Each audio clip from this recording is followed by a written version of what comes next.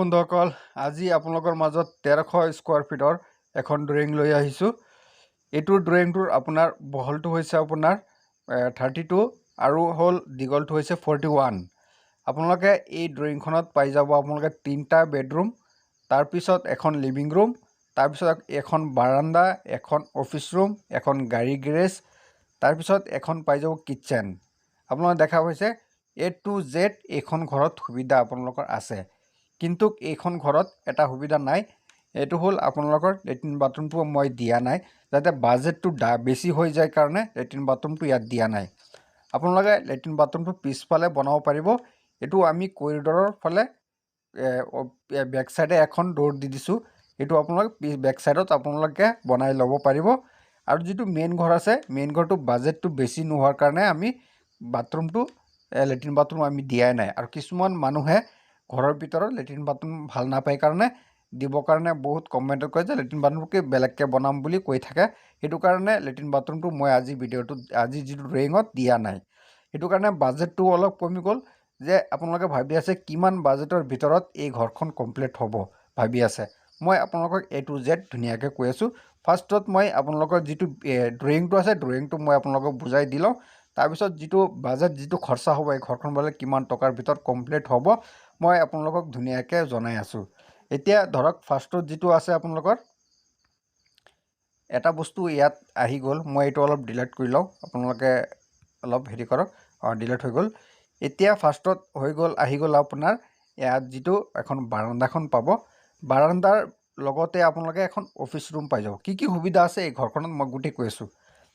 এইটো office room এখন পাই গ'লে, এখন ধুনীয়া অফিচ ৰুম, বহুত যথেষ্ট ডাঙৰ অফিচ ৰুম। আপোনালোকে মই গোটেই জোখমাপখিনিও বাৰু কৈ দিম, আপোনালোক সৰু বুলি নাভাবিব। এখন বাৰান্দা পাই যাব। তাৰপিছত কাৰ পাৰ্কিং এখন পাই গ'ল আপোনালোকে। যিটো কাৰ পাৰ্কিং, আপোনালোকে ধুনীয়াকৈ কাৰ এখন পাৰ্কিং কৰিব পাৰিব বা বাইক চাইক থ'ব পাৰিব। লগত এইটো কাৰ পাৰ্কিঙৰ লগতে আপোনালোকে বাইকো থ'ব পাৰিব, কিমান ডাঙৰ, যথেষ্ট ডাঙৰ। তাৰপিছত আপোনালোকে বাৰান্দাৰ পৰা মেইন ডোৰ দি আপোনালোকে সোমাই গৈ পেলাই আপোনালোকে পাই যাব, এইটো পাই যাব আপোনালোকৰ লিভিং ৰুম। যিটো আপোনালোকে বহুত মানে হল বুলিও কয়, লিভিং বুলিও কয়। মই এইটো কাৰণে ক'ব বিচাৰিছোঁ, ধৰকচোন এইটো লিভিং ৰুম, এখন বহুত ডাঙৰ লিভিং ৰুম হয়। তাৰপিছত আপোনালোকে দেখাই পালে এইটো ঘৰত আপোনালোকে 3টা বেডৰুম পাই গ'লে, 3টা বেডৰুম। তাৰপিছত আপোনালোকে ইয়াত যিটো লিভিং ৰুমৰ পৰা যিটো আপোনাৰ অ'পেন ডোৰ দি গৈ পেলাই আপোনালোকে গোটেইকেইটা ইয়াত এটা বস্তু এটা আপোনালোকে মাইণ্ড কৰিব, আমি এটাও দৰ্জা আপোনালোকৰ লিভিং ৰুমৰ এইফালে দিয়া নাই। এইটো ঘৰৰ প্ৰাইভেচিৰ কাৰণে ড্ৰয়িং মানুহে বনালে নহয়, বহুতখিনি চিন্তা ভাৱনা কৰি ড্ৰয়িংখিনি বনাব লাগে। আজি ড্ৰয়িংটো অলপ বেলেগ ধৰণৰ হ'ব, আপোনালোকে চিন্তা কৰি চাব। মই এটা দৰ্জা লিভিং ৰুমৰ পৰা নাই, গোটেইকেইটা দৰ্জা প্ৰাইভেচিৰ কাৰণে মই ভিতৰৰ ফালে দিয়া হৈছে। আপোনালোকে দেখা পাইছে অ'পেন ডোৰ দি গৈ পেলাই আপোনালোকে কৰিডৰৰ অলপ কৰিডৰ আছে, এই কৰিডৰৰ ভিতৰৰ ফালে গোটেইকেইটা দৰ্জা দিয়া হৈছে। মানুহ এটা আহিলে আপোনালোকে এই লিভিং ৰুমৰ বহি পেলাই গুচি যাব পাৰিব। ক'ব নোৱাৰিব কোনো মানুহে যে বেডৰুমকেইটা ক'ত আছে। কিয় বেডৰুমকেইটা মানুহৰ প্ৰাইভেচি থাকে, সেইটো কাৰণে বেডৰুমকেইটা কোনো মানুহে ক'ব নোৱাৰিব। তাৰপিছত আপোনালোকে কৰিডৰ দি গৈ পেলাই এইটো চাইডে এটা বেডৰুম পাব আৰু এইটো চাইডে আপোনালোকে 2টা বেডৰুম পাই যাব। তাৰপিছত এখন কিটচেন পাব। আপোনালোক মই আগতে কৈছোঁ, ইয়াত এইটো ঘৰত মই লেট্ৰিন বাথৰুম দিয়া নাই। আপোনালোকে লেট্ৰিন বাথৰুম পিছফালে বনাই ল'ব পাৰিব। আৰু যদি এইখন ড্ৰয়িঙতে আপোনালোকৰ লেট্ৰিন বাথৰুম লাগে, লেট্ৰিন বাথৰুম থকা ড্ৰয়িং এখন লাগে, আপোনালোকে মোক কমেণ্ট কৰিব বা মোক এই ড্ৰয়িংটো হোৱাটছআপত দিব। মোৰ কণ্টেক্ট নম্বৰটো লিখা থাকিব। মই লেট্ৰিন বাথৰুম থকা ড্ৰয়িংটো আপোনালোকে বনাই দিম। আৰু এইখন লেট্ৰিন বাথৰুমটো নিদিয়াৰ কাৰণ এটাই হ'ল যে বাজেটটো বেছি হৈ যায়, সেইটো কাৰণে আমি এইটো হিচাপত ড্ৰয়িংটো বনোৱা হৈছে। তাৰপিছত আপোনালোকে গম পালে কিটচেনটো, এইটো কিটচেন দেখা পালে, এইটো কিটচেন। মই ধুনীয়াকৈ আপোনালোকক কৈ দিছোঁ, কিটচেনটো বহুত ধুনীয়া কিটচেন হয়। তাৰপিছত আপোনালোকক গোটেইখিনি বস্তুটো ইয়াত আপোনালোকে গমেই পালে। এখন ঘৰত আছে আপোনাৰ এখন বাৰান্দা আছে, তাৰপিছত এখন অফিচ ৰুম আছে, তাৰপিছত আপোনালোকে গাড়ী গেৰেজ এখন পাব, তাৰপিছত আপোনালোকে লিভিং ৰুম, 3টা বেডৰুম, এখন কিটচেন, এখন কৰিডৰ, গোটেইখিনি সুবিধা থকা A to Z সুবিধা থকা এখন ঘৰত এই ড্ৰয়িংটো বনোৱা হৈছে আপোনালোকৰ কাৰণে। আপোনালোকৰ খালি অকল আপোনালোকৰ সুবিধাৰ কাৰণে মই বহুত কষ্ট কৰি ড্ৰয়িংখিনি বনাবলৈ বহুত টাইম লাগে ড্ৰয়িংটো বনাওঁতে। সেইটোৰ কাৰণে আপোনালোকৰ কাৰণে যাতে ভিডিঅ'টো চাই যাতে আপোনালোকে কিবা এটা মোৰ ভিডিঅ'ৰ পৰা আপোনালোকে শিকিব পাৰে, জানিব পাৰে যে ঘৰ এখন বনাম আগতে ঘৰখন বনোৱাৰ আগত 3D ড্ৰয়িঙক চাইহে ঘৰখন বনাব লাগে। মোৰ হিচাপত মই যিখিনি বুজি পাওঁ 3D ড্ৰয়িং বনাই তাৰপিছতহে আপোনালোকে নিজৰ ঘৰখন বনাব। তেতিয়াহ'লে আপোনালোকৰ ঘৰত কেতিয়াও আপোনালোকে ঘৰ এখন বনাই তাৰপিছত যে আদা বনাই যে এইপিনে ৱালটো ভাঙিব লাগে, ৰুম চেঞ্জ কৰিব লাগে, বহুতখিনি খেলি মেলি কিন্তু হয়।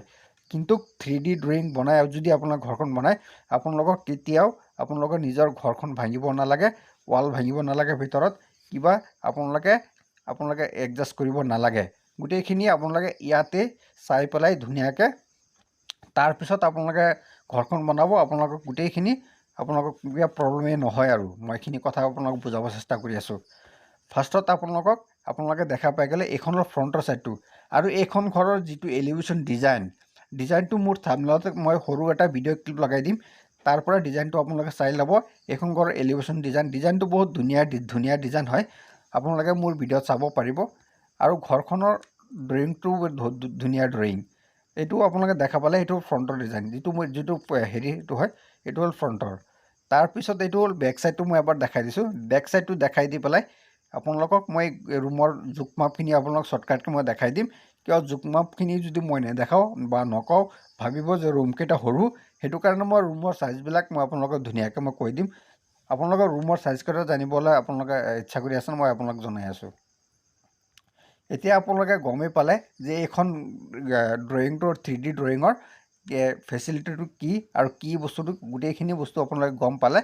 আৰু এবাৰ আপোনালোকে চাই লওক, মই এবাৰ জুম কৰি আপোনালোকে দেখাই দিছোঁ যাতে গোটেইখিনি বস্তু আপোনালোকে ভালকৈ বুজি পায়। এইটো হ'ল এইখন ড্ৰয়িং, আপোনালোকে দেখাই পাইছে কিমান ধুনীয়া ড্ৰয়িং, চব A to Z সুবিধা থকা এখন ঘৰ। এতিয়া বন্ধুসকল আমি দেৰি নকৰি ভিডিঅ'টো দীঘল হৈ আছে, আপোনালোকক কম সময়ৰ ভিতৰত যাতে মই এখন ঘৰৰ যিটো আপোনাৰ বাজেটটো আছে কিমান টকাৰ ভিতৰত কমপ্লিট হ'ব মই আপোনালোকক কৈ দিওঁ এবাৰ। যিটো ড্ৰয়িং যিটো ডিজাইন আপোনালোকক কৈছোঁ, আপোনালোকৰ হাতত যদি 5,50,000 টকামান আছে আপোনালোকে এই ঘৰখন আপোনালোকৰ সপোনৰ ঘৰখন আপোনালোকে আৰু ইচ্ছা যদি কৰে আপোনালোকে ইয়াতে বাথৰুম লেট্ৰিন এড কৰি 5.5 লাখ টকাৰ ভিতৰত আপোনালোকে এই ঘৰখন কমপ্লিট কৰিব পাৰিব। 5.5 লাখ টকাৰ ভিতৰত আপোনালোকে এইখন ঘৰৰ কমপ্লিট কৰিব পাৰিব। যদি আপোনালোকে এই ভিডিঅ'ৰ জৰিয়তে আপোনালোকে বুজি পোৱা নাই তেতিয়াহ'লে আপোনালোকে মোৰ নাম্বাৰটো ডিছক্ৰিপশ্যনত দিয়া থাকিব, আপোনালোকে ডাইৰেক্ট মোক কল কৰি পেলাই আপোনালোকে মোৰ লগত কথা পাতি পেলাই আপোনালোকে এইখন ঘৰৰ গোটেই মেটেৰিয়েলৰ হিচাপ আপোনালোকে মোৰ পৰা ল'ব পাৰিব। আৰু মই পাৰিলে মোৰ ডিছক্ৰিপশ্যনত মই লিখি দিম, আপোনালোকে তাৰ পৰা চাব পাৰিব। আৰু এই ঘৰখনৰ যিটো ৰুমৰ চাইজবিলাক মই আপোনালোকক কৈ দিছোঁ। মই আৰু এবাৰ কৈ দিওঁ, এই ঘৰখনৰ বহল হৈছে আপোনাৰ 32 বহলটো আৰু দীঘলটো হৈছে 41। আপোনালোকে ধুনীয়াকৈ চাই লওক। আৰু যাৰ মাটি ইমানটোক নাই সি এখন ঘৰ বনাব নোৱাৰে এইখিনি জেগাত, তাৰ কাৰণে এবাৰ বেলেগ ড্ৰয়িং আছে। আপোনালোকে মোক তেনেকুৱা আপোনালোকৰ মাটি হিচাপত আপোনালোকে মোক হোৱাটছআপত দিব পাৰে বা মোৰ লগত যোগাযোগ কৰি ড্ৰয়িংখন আপোনালোকে 3D ড্ৰয়িং আপোনালোকে বনাই ল'ব পাৰিব। এতিয়া বন্ধুসকল বলক দেৰি নকৰি আপোনালোকক মই 2D মডেল গৈ পেলাই ইয়াৰ যিটো ঘৰৰ জোখ মাপখিনি আপোনালোকক মই এবাৰ দেখাই দিছোঁ। এতিয়া বন্ধুসকল আহি গ'ল এইখন ঘৰৰ 2D মডেল।